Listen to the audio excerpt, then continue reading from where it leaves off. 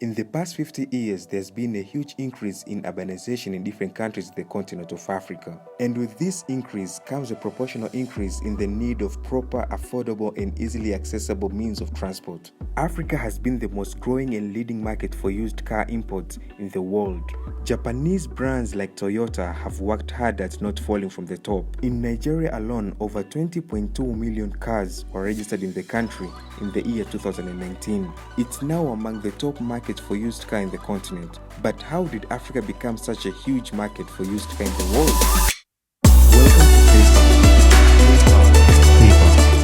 In the year 2008, there were 423,000 new vehicles sold in the sub-Sahara region of Africa, compared to almost 500,000 used cars sold in the same year.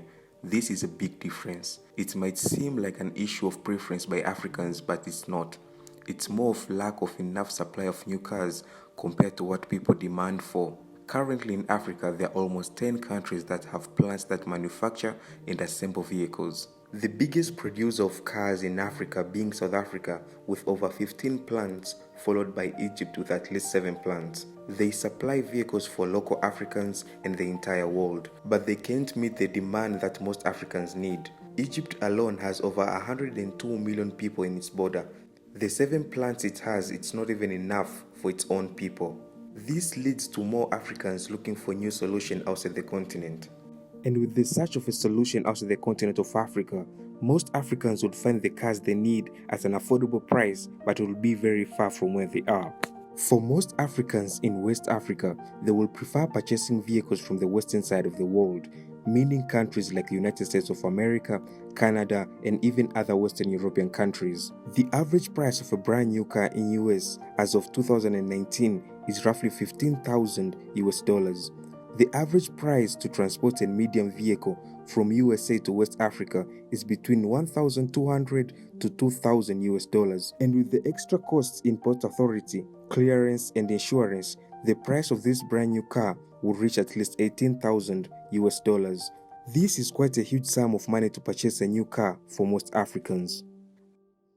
Another factor that facilitates the use of used car in Africa is the regulation kept by most African countries about the importation of used vehicles. In most countries in Africa, the age restriction on imported used cars is really high or no age restriction at all. This means that the used car can even be 10 years or more. The average age for used vehicles in most African countries is 8 years, and the lowest being 4 years in countries like Namibia. This factor allows most Africans to purchase a wide range of used vehicles from all over the world. West Africans will mostly purchase used cars from countries like USA and Canada. This is because of a short distance compared to the East Africa, where they would mostly buy from Asia and Middle East.